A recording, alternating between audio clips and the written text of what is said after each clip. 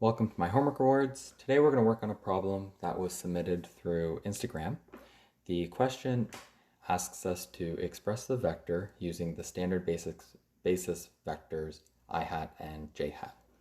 So we have some vectors A, B, C, and D, and we're going to express them using the standard basis vectors. So those standard basis vectors are vectors that point in the direction of the different axes and have a magnitude of 1. So I hat goes in the x direction, which means it has a magnitude of 1 moving just in the x direction. And j hat just has a magnitude of 1 going in the y direction. So we can use these to express other vectors using scalar multiples and addition. So for example, if you have 3 I hats and then add 1 j hat, you can get a vector, we'll say v, which is equal to 3, 1, because it's moved 3 along the x direction and 1 in the y direction. So let's use the standard basis vectors to express vector A. Vector A is over here, and I'll redraw it.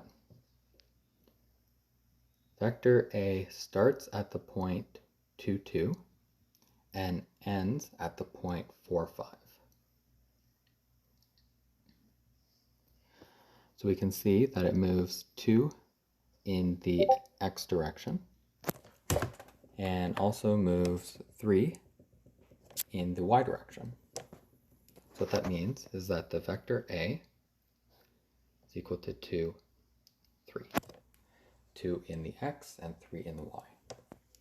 So what that means is that we need 2 I hats and 3 j hats to make vector A. So we can say vector A is equal to 2 I hat plus 3 j hat. We can write this out algebraically. So if A is equal to 2 I hat plus 3 j hat, this is equal to 2 times a vector that's 1, 0, and 3 times a vector that is 0 in the x direction and moves up 1 in the y direction.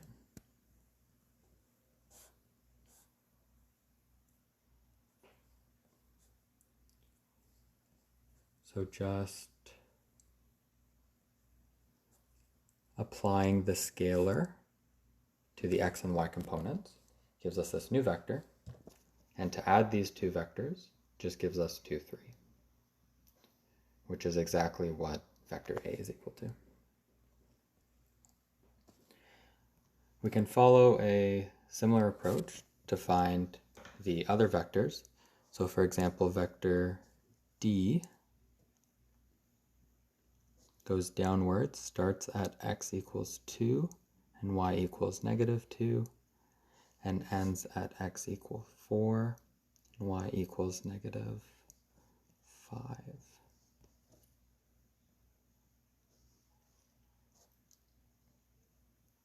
That's vector D. So here you can see in the x direction, we have moved 2 in the positive direction, but then 3 in the negative direction. So that means that vector D is equal to 2i minus 3j. So you can try to do the same approach to find vectors B and C and express them in terms of the standard basis vectors I and j hat. Thank you for watching. If you'd like to see some more lessons on vectors and practice questions, check out My Homework Rewards. This full solution will also be available for download for free. Thanks. Have a good day.